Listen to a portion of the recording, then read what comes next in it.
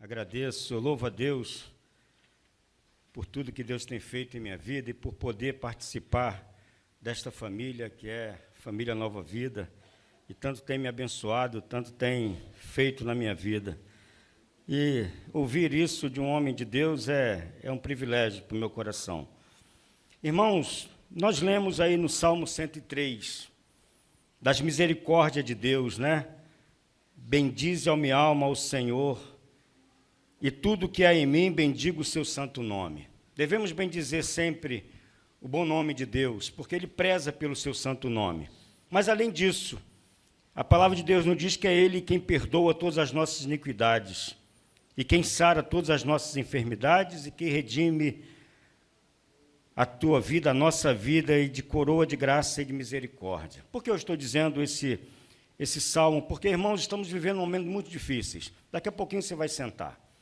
Estamos vivendo um momento difícil, onde muitas pessoas estão enfrentando enfermidades, estão enfrentando situações difíceis em suas casas. E eu sou testemunha disso, e hoje o que eu vou falar aqui foi algo que Deus colocou no meu coração, porque eu tenho vivido isso. Tenho vivido um processo nas mãos de Deus. Não sei se todos têm conhecimento, mas em janeiro perdi minha mãe. Em fevereiro, 10 dias depois, perdi minha sogra. E em março, perdi uma sobrinha de 18 anos. E eu orando a Deus, Senhor, me ajuda, nos ajuda. Mas semana passada, a minha cunhada teve um AVC hemorrágico e hoje está no CTI. Vou entrar em desespero? Humanamente falando, a gente até se desespera, o coração aperta. Mas, irmãos, a palavra de Deus tem nos falado muita coisa, tem nos consolado, está dizendo para mim e para você: acalma o coração, descansa em mim. E essa palavra que eu vou trazer para hoje para os irmãos, é uma palavra que falou muito ao meu coração, porque está dentro de um texto que o bispo está falando. Por favor, abra sua Bíblia em Êxodo capítulo 3. Está dentro do contexto que o nosso bispo está trazendo, ministrações sobre homens de Deus, e agora, atualmente, ele está falando sobre Moisés.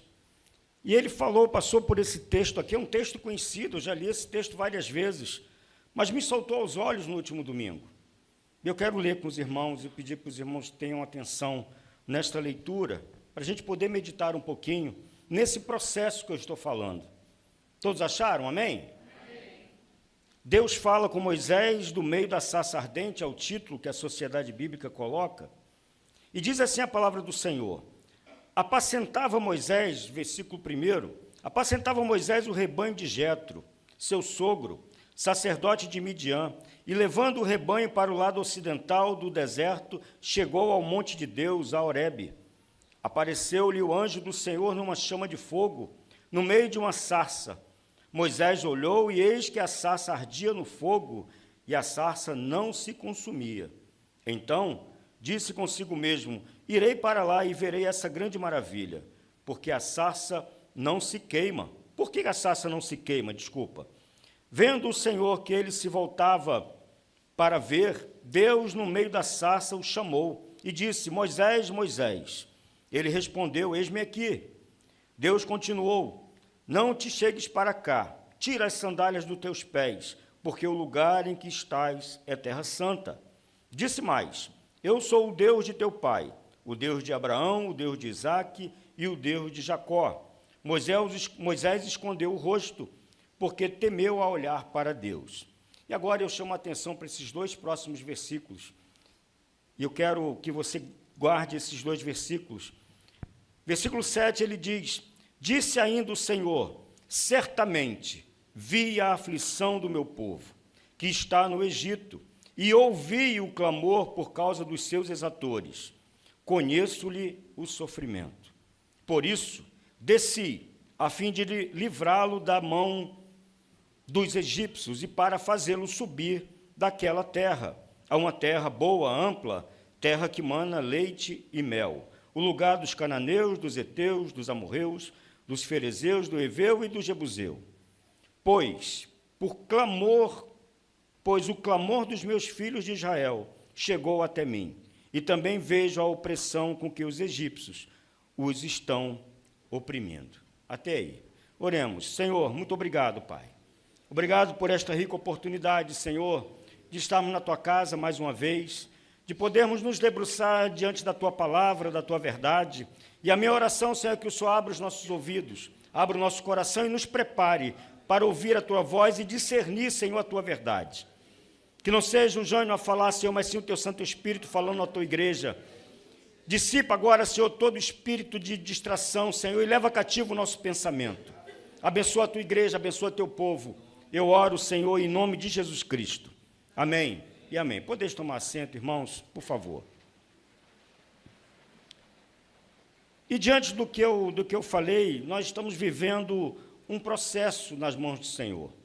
Deus tem nos preparado, Deus tem falado a cada um de nós, para quê?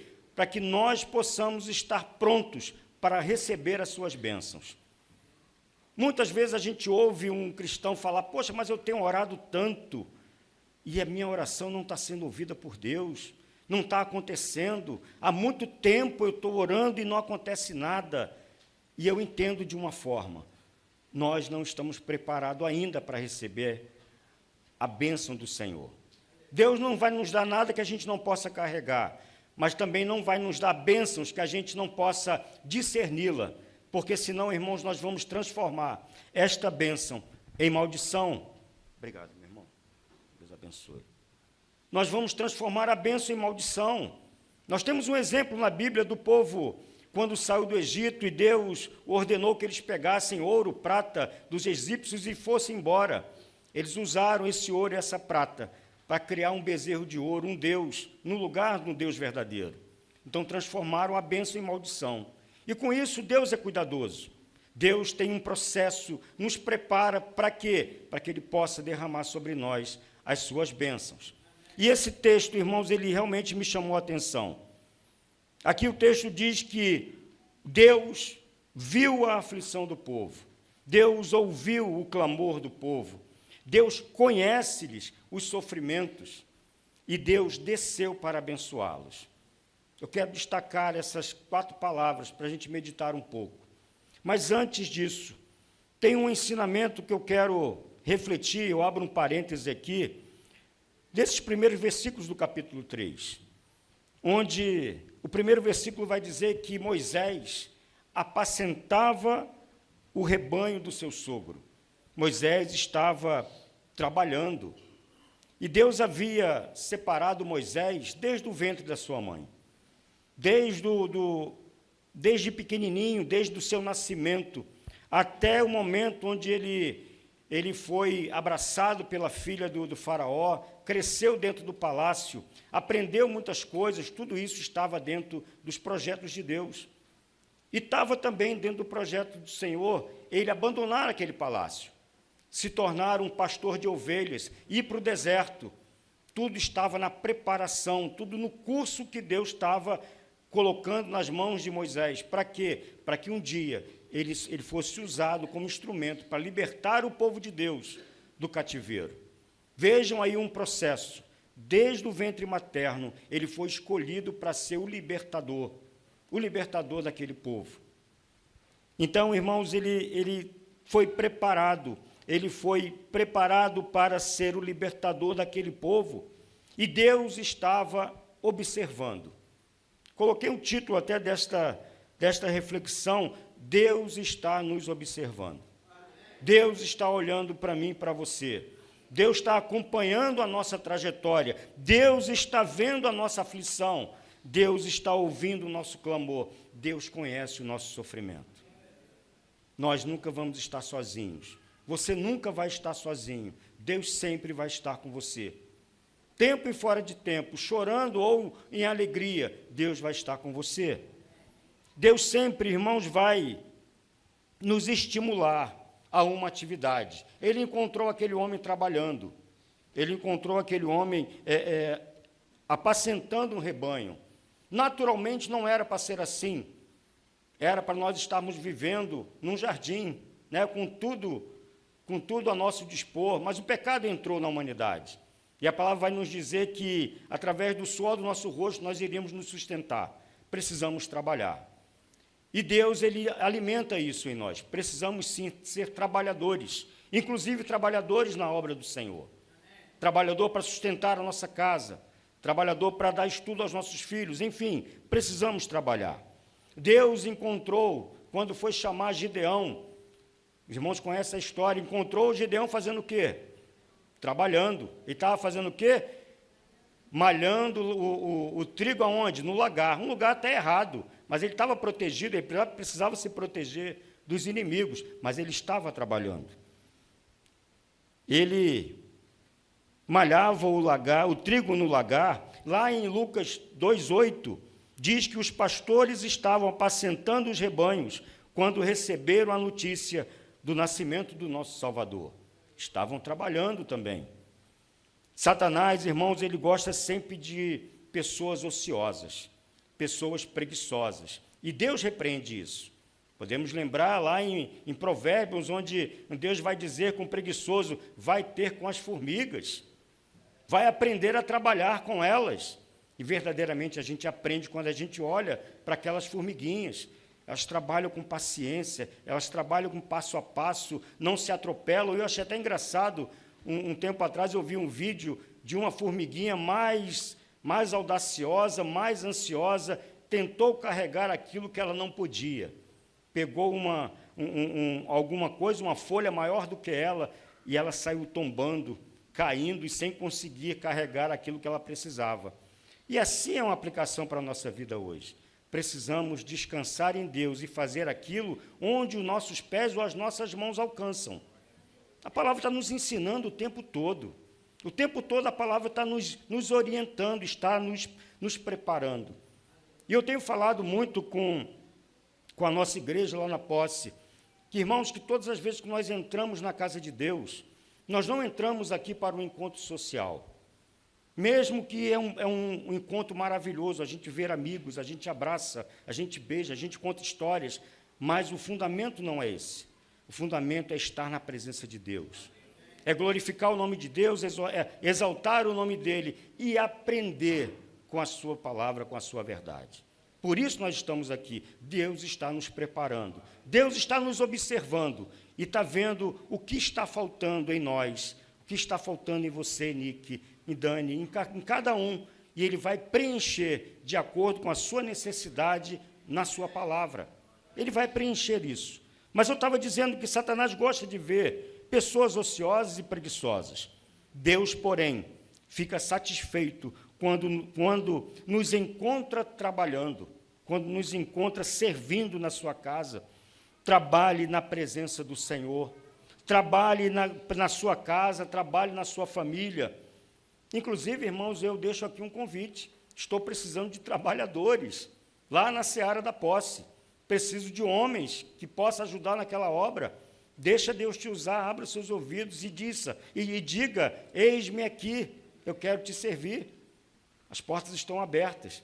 Eu faço esse convite para os irmãos ir lá e ajudar naquela obra. É a obra do Senhor, a obra não é minha. A obra não é do bispo Rubem, é do Senhor. E Deus tem abençoado aquela obra. Mas precisa de trabalhadores, porque a própria palavra diz, a seara é grande, poucos são os trabalhadores. Mas Deus está nos dizendo, vamos trabalhar. Versículo 4, irmãos, eu destaco aqui o que ele vai dizer, vendo o Senhor, que ele se voltava para ver, Deus do meio da sarça o chamou e disse, Moisés, Moisés. Ele respondeu, eis-me aqui. Podemos ver aqui, irmãos, um chamado de Deus e a pronta resposta de Moisés. Isaías também deu essa mesma resposta. Quando Deus perguntou para ele, quem enviarei? Ele disse, eis-me aqui, envia-me a mim. Mas isso depois de ser purificado. Deus purificou os seus lábios, preparou Isaías para que ele fosse enviado. Deus está preparando Moisés aqui, com essa orientação que eu estou falando, para enviar ele, para que ele fosse, sim, o libertador daquele povo. Deus está nos preparando para que a gente vá e pregue o evangelho com autoridade e vá na frente também da nossa casa, da nossa família. Temos uma responsabilidade. Temos uma responsabilidade. Então, Isaías, ele fez isso lá em Isaías capítulo 6, versículo 8. Deus sempre prepara, irmãos, Deus sempre transforma, Deus sempre vai purificar antes de agir em favor do seu povo. Foi assim com Moisés, foi assim com Isaías, foi assim com o povo que estava cativo lá no livro de Ezequiel, capítulo 36. O povo estava cativo por causa das suas iniquidades, Deus permitiu que o inimigo levasse aquele povo cativo, e a terra ficou vazia, a terra ficou desolada. E Deus falou para o profeta: profetiza sobre o monte de Israel, que eu vou trazer esse povo de volta. Mas antes disso, eles precisam ser transformados. Eu vou transformar os corações de pedra em corações de carne. Eu vou purificá-los, vou derramar sobre eles águas purificadoras, que limpem as suas iniquidades, para que eles possam fazer jus de morar novamente na terra que eu prometi aos seus pais. Mas, diga para eles, não é por amor deles, é por amor do meu próprio nome. Louvado seja Deus. Deus, Ele nos abençoa, Deus nos tira das trevas, nos traz para a sua maravilhosa luz, por amor do seu próprio nome. Mas Jânio, Deus não nos ama? João 3,16 vai dizer isso. Sim, Ele nos ama, mas em primeiro lugar está o seu nome. Aquele povo pecando e falando ou fazendo coisas que não eram concernentes à palavra, estavam envergonhando o nome de Deus. Estavam envergonhando o nome de Jesus, como está acontecendo nos nossos dias. Muitos cristãos estão hoje envergonhando o nome de Jesus. Mas por amor do seu próprio nome, Ele é misericordioso e Ele nos traz de volta para a sua presença. Nós somos falhos, irmãos, somos pecadores em potencial. Ai de nós, se não fosse a misericórdia do Senhor. Ai de nós. Não sei onde nós poderemos estar nesse momento. Mas louvado seja Deus, que estamos aqui numa quarta-feira de feriado.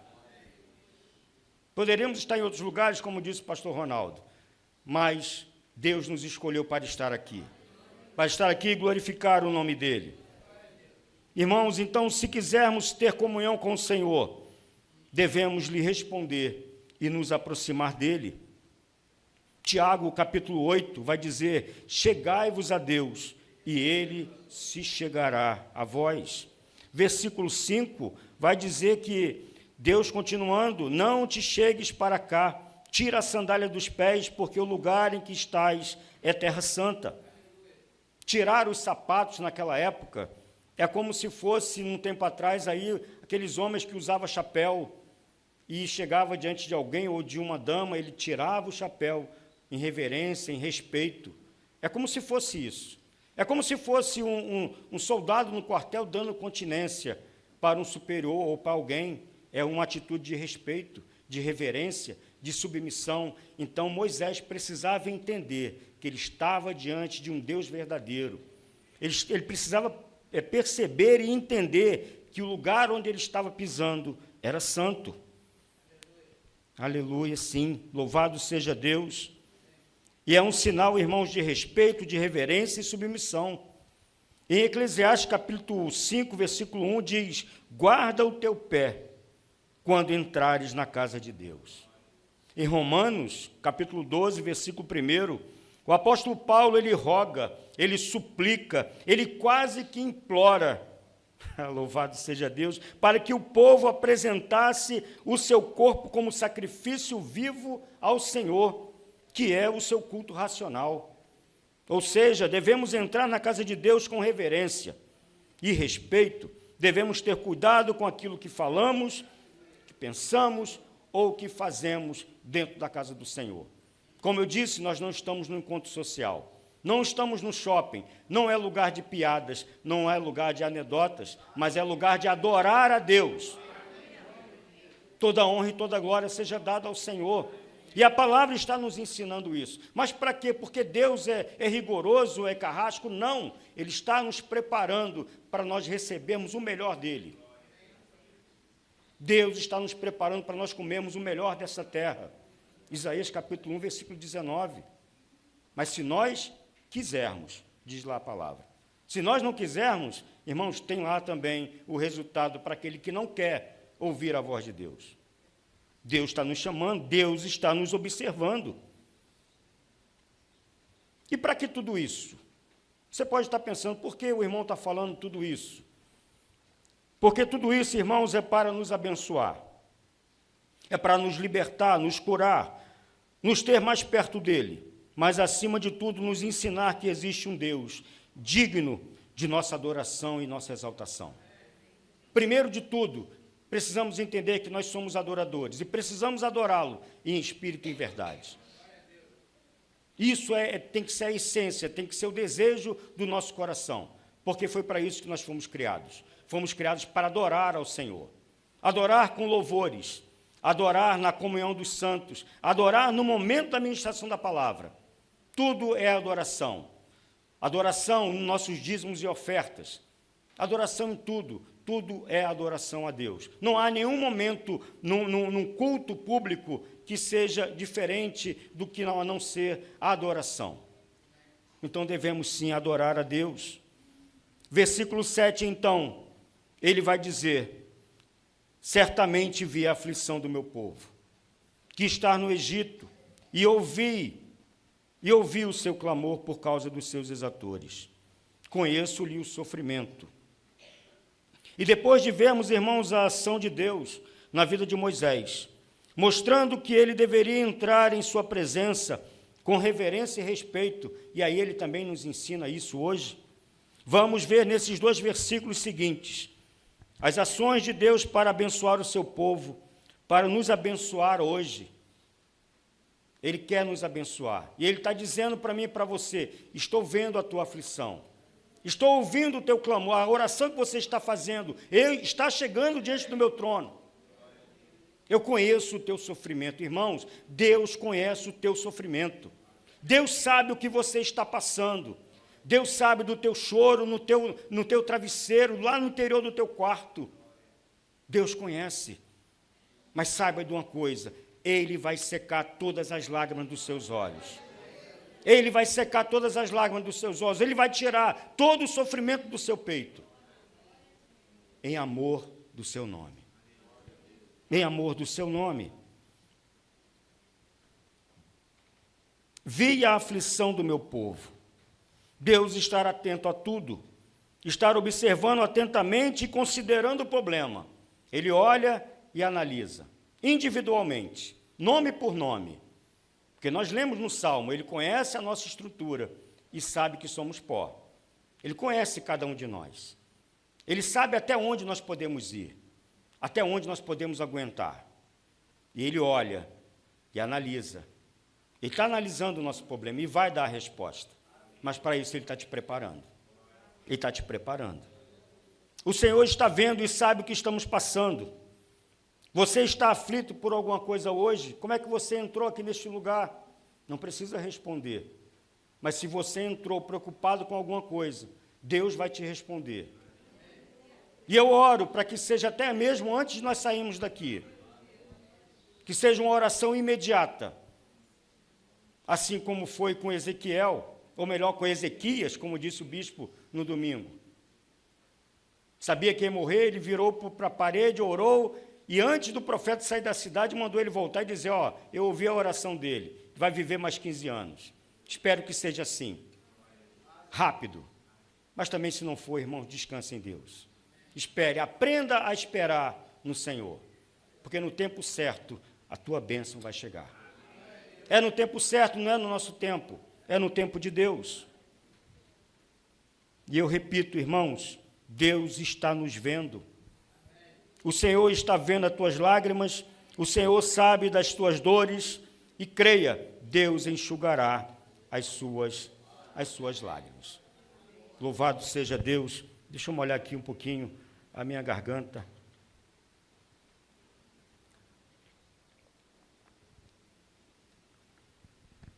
Aleluias. O segundo ponto, irmãos, é quando Deus diz: ouvi o seu clamor. Deus está ouvindo o nosso clamor e entrará com providência em nosso favor. Todas as vezes que nós nos reunimos para orarmos, isso é uma coisa saudável, é uma coisa que eu gosto muito. Às segundas-feiras, quando o bispo ora e diz: vamos fazer grupos, vamos orar uns pelos outros. Irmãos, isso move os céus, mostra a nossa fé, E é através da fé que Deus vai agir. Precisamos ter fé.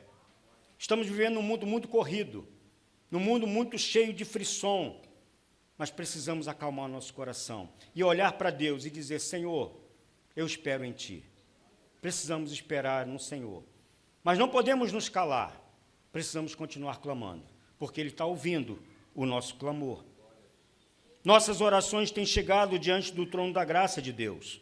Os ouvidos do Senhor estão atentos aos nossos pedidos de socorro.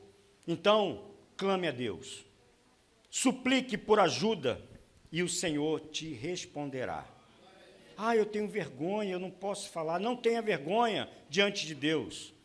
Guarde a sua vergonha para outra situação. Mas diante de Deus, rasgue o seu coração. Abra sua boca e clame, chore. E se tiver que chorar, chore aos pés da cruz. Chore diante de Deus, porque só Ele pode secar as lágrimas dos nossos olhos. Só Ele, irmãos. Não é a nossa esposa, por mais que a gente ame. Não é o seu esposo, por mais que você ame. Não é seu filho, não é seu melhor amigo. É Deus. É o único Deus que inclina seus ouvidos e ouve o teu clamor e te responde. E te pega no colo. No momento mais difícil da sua vida, Ele te pega no colo. Irmãos, foi assim que eu me senti, depois de quase 7 meses correndo com a minha mãe para um lado e para o outro, em hospital e hospital. Ela teve que passar por uma cirurgia de emergência, numa segunda-feira. Terça-feira ela estava no CTI, na quarta, quinta-feira ela falece. Meu coração ficou apertado, porque sempre vem aquele pensamento que eu poderia ter feito mais. Eu poderia ter feito mais. Mas Deus me consolou na sua palavra. Tudo está no meu controle. Tudo está em minhas mãos. E eu descansei nele. Mas ainda não tinha acabado. 10 dias depois, a minha sogra faleceu também. E as duas situações, eu tive que reconhecer corpo, ir para a funerária, fazer. Eu estava na frente de tudo, mas Deus estava me sustentando. Não estou aqui de chororô, não quero aqui me fazer de vítima, não. Eu quero dizer que é Deus que nos sustenta. É Deus que nos mantém de pé. Por que não estar na presença de Deus? Por que não querer, desejar estar neste lugar?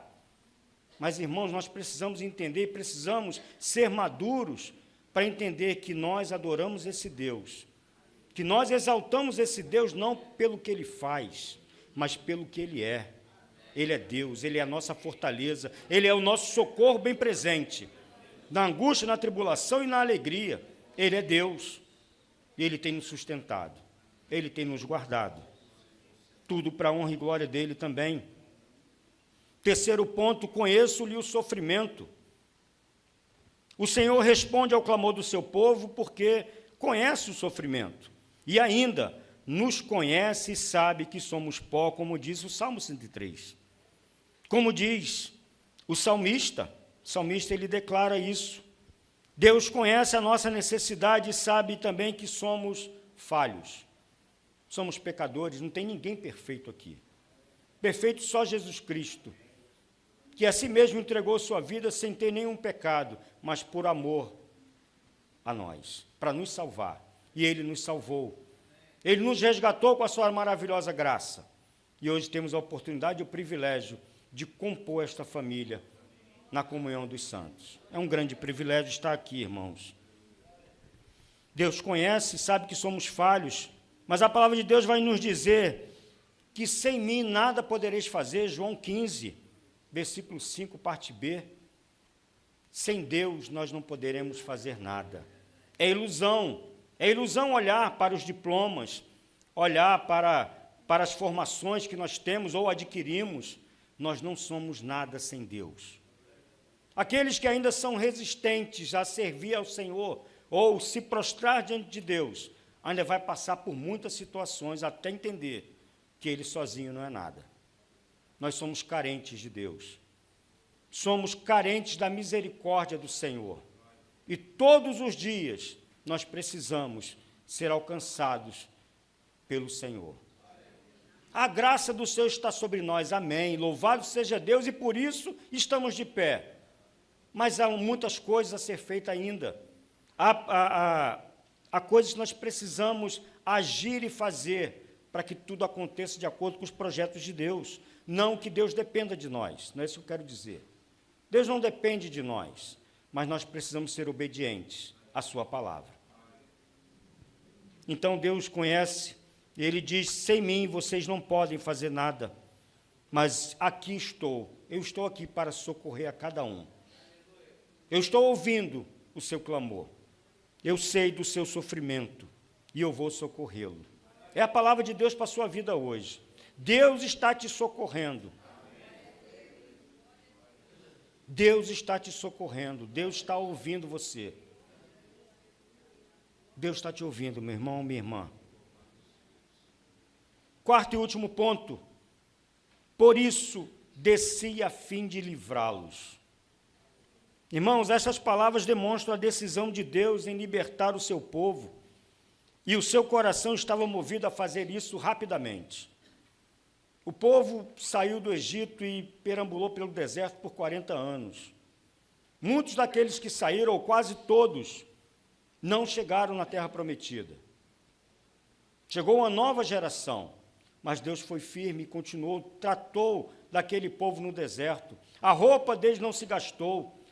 Tiveram fome, e Deus mandou o maná que caiu do céu, tirou água da rocha, cuidou daquele povo. Mesmo assim, muitos deles não entraram, por desobediência, por coração duro. Por isso que lá em Ezequiel, Deus disse, eu vou mudar o coração deles. Nosso coração precisa ser mudado.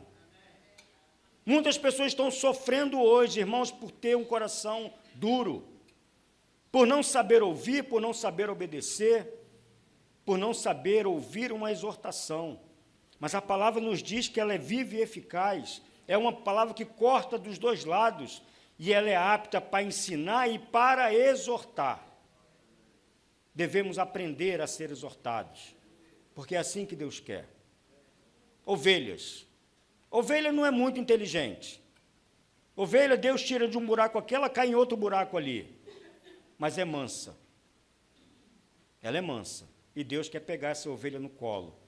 Quer limpar a lã, quer tirar os carrapichos, quer derramar o óleo na sua cabeça, para que os bichos não invadam os seus ouvidos e as suas narinas. Deus está cuidando de nós. Deus está cuidando de nós. Deus quer derramar o seu óleo sobre a sua cabeça, meu irmão, minha irmã. Deus quer te proteger, Deus quer proteger a tua mente. Guarde a sua mente, guarde os seus olhos, guarde os seus ouvidos. Estamos vivendo num mundo muito difícil, com muitas propostas, muitas alegações, muitas fábulas, muitas vozes. Qual é a voz que nós devemos ouvir, a não ser a do nosso Deus? Então guarde, peça para que o Senhor tape os seus ouvidos, tape a sua visão, guarde a sua mente e guarde o seu coração, porque o coração é enganoso, diz a palavra. Mas, irmãos, quando o nosso coração tem o Espírito Santo de Deus, e que o nosso coração está voltado para obedecer a Deus, irmãos, a vontade de Deus vai ser cumprida em nós. Vai ser cumprida em nós. Então, Deus tinha pressa para atender aquele povo. E esta libertação é uma tipificação, irmãos, da nossa redenção por Cristo, na qual, como Verbo eterno, Ele desceu do céu para nos libertar para sempre. O Verbo se fez carne e habitou no meio de nós. João capítulo 1. João capítulo 1. Deixa eu ver se eu consigo achar. Jesus. Versículo 14. Diz assim, o Verbo se fez carne e habitou entre nós, cheio de graça e de verdade, e vimos a sua glória, glória como unigênito do Pai. Aleluia. Ele se fez carne e habitou no meio de nós. Ele está no meio de nós, o Espírito Santo de Deus habita em nós. No momento que você decidiu seguir a Cristo, no momento que você decidiu ter Jesus como Senhor e Salvador de sua vida, o Espírito Santo veio habitar e habita em seu coração. O Espírito Santo não é um objeto, o Espírito Santo não é um amuleto, o Espírito Santo é uma pessoa que está conosco todos os dias da nossa vida. nos confortando, nos orientando, mas muitos de nós não sabemos consultar esse bom amigo que é o Espírito Santo. Às vezes deixamos ele de lado, assim como a igreja de Laodiceia deixou Jesus Cristo do lado de fora. E ele veio e, eis que estou à porta e bato.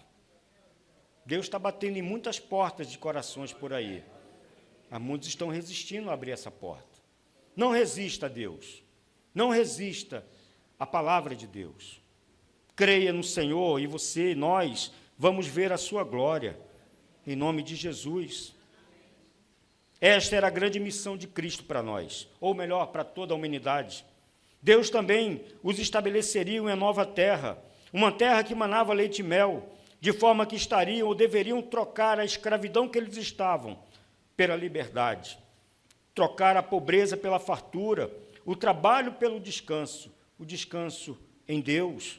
Deus quer, pela sua infinita misericórdia, nos libertar do nosso Egito espiritual, mas quer também nos conduzir para Canaã celestial. Nós precisamos, irmãos, estar preparados para pegar esse primeiro trem. Eu digo primeiro trem porque eu nem sei se tem o segundo. Eu quero estar no primeiro vagão. Se vai ter o segundo, eu não sei. Não quero nem esperar se vai ter ou não, vai que varia. Não é igual o trem da... Desculpa aí, White, né, porque... Mas Deus quer nos levar para Canaã celestial. E eu concluo dizendo que Moisés foi preparado para uma grande missão, libertar o povo do cativeiro. Mas não somente ser um libertador, mas ser um embaixador diante de Faraó. Deus nos libertou da nossa morte eterna. Nós estávamos a passos largos para o inferno. Vivíamos nossos delitos e pecados, como disse Paulo, mas Ele nos libertou. Mas também está nos preparando para sermos embaixadores nessa terra tão perdida e contaminada. Nós somos sal e somos luz. E onde nós estivermos, irmãos, nós temos que fazer a diferença. Não existe aquele não tem nada a ver e eu só sou mais um. Não pode ser. Você é a diferença. Onde você colocar a planta dos seus pés, você vai ser bênção, você vai ser luz. Deve ser bênção e deve ser luz. A história que o bispo contou foi o pastor Otávio que contou que o cidadão se gloriava em dizer que passou 10 anos numa empresa e ninguém descobriu que ele era crente. Na verdade, ele era um crente 007. Meus irmãos, ele vai para o inferno, porque a palavra diz que aquele atalaia, que tem a responsabilidade de anunciar o evangelho ou o perigo, ele não fizer isso, o sangue daquelas vidas vai ser requerido da mão dele. Mas se ele fizer, ele vai estar livre para entrar no gozo do Pai. Ele avisou, não atenderam porque não quis. Agora, se ele não avisar, a responsabilidade é dele. E isso vale para mim e para você hoje. Temos uma responsabilidade nos nossos ombros. Jesus é o nosso libertador, nosso remidor. Não somente nos salvou da morte eterna, tem também nos vivificados pela sua santa palavra.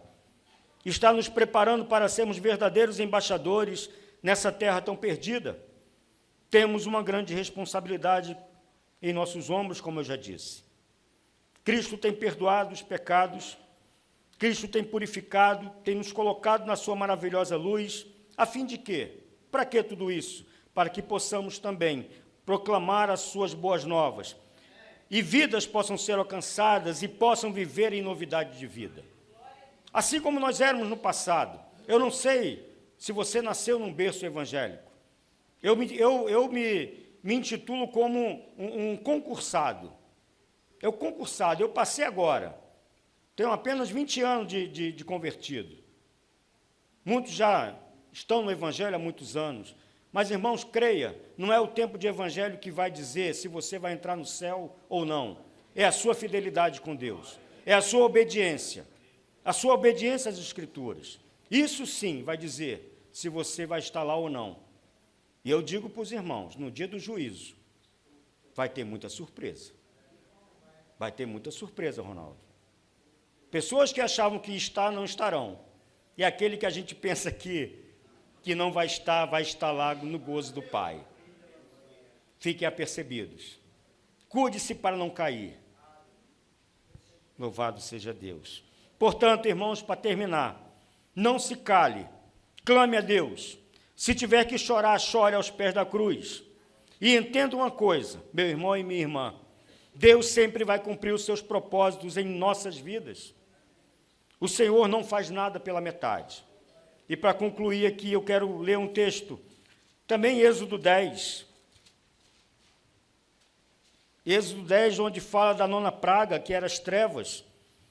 O povo de Deus, ou Moisés, recebe uma proposta de Faraó.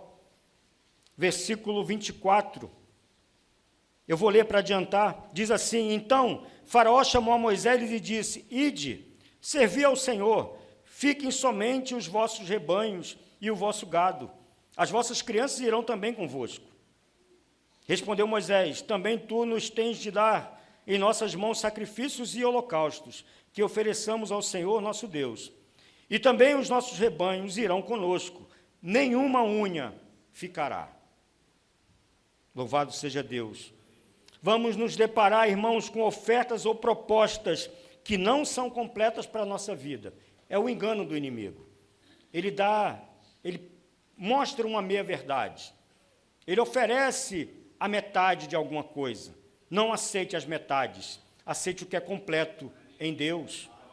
Aceite o que é completo, porque só Deus pode nos dar o que é completo. Não deixe nada para trás.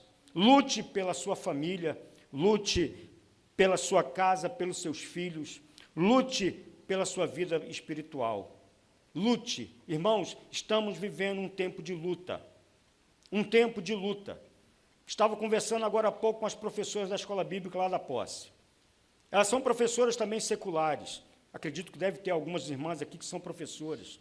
E estão vivendo assim no fio da espada, de acordo com o que o governo está propondo para ensinar nossas crianças. Coisa diabólica e coisa do demônio. Vamos estar atentos àquilo que estão sendo ensinados por nossos filhos. O que vale para nós, irmãos, e o que rege a nossa vida é a palavra de Deus. Doa quem doer. E a Constituição ainda nos ampara isso. Nós devemos, sim, ser os educadores dos nossos filhos. Vamos estar atentos. Mas, eu repito, é tempo de lutar. Lute pela sua família. Louvado seja Deus, nós voltamos com a pastoral da família. Algo que estava fazendo falta, principalmente para mim. Precisamos falar de famílias. Precisamos falar de filhos, de criação de filhos. Precisamos contra-atacar. Com o quê? Com a palavra de Deus. Então, guarde o seu coração, mas não se cale, clame. Peça socorro ao Senhor, porque só Ele pode te responder. Então, irmãos, como disse Moisés, nenhuma unha ficará para trás. Não deixe ninguém para trás. Não deixe ninguém para trás. Eu não ia gostar de ficar para trás. Um dia Deus teve misericórdia de mim e me alcançou. Há vidas se perdendo, há vidas morrendo, carecendo da misericórdia de Deus. E você é um instrumento para alcançar essa vida. Amém? Que Deus nos abençoe. Estamos vivendo um processo. Estamos vivendo um processo. Para quê? Para que Deus derrame as suas bênçãos sobre nós. Feche seus olhos. Quero fazer uma oração com você. Senhor Deus, muito obrigado por esta rica oportunidade. Que esta palavra, Deus, que veio de encontro ao meu coração, possa encontrar, Senhor, terra fértil no coração dos teus filhos. E que verdadeiramente faça a diferença. Mas que nós não venhamos a nos calar ou nos conformar com este mundo, mas que sejamos instrumento em tuas mãos. Portanto, abençoa teu povo com graça, com misericórdia, com poder e autoridade, com intrepidez na palavra, para pregar o teu evangelho em tempo e fora de tempo. Eu oro e entrego a tua igreja em tuas mãos. Faço isso em nome de Jesus Cristo. Amém e amém. Deus abençoe, meus irmãos, rica e poderosamente.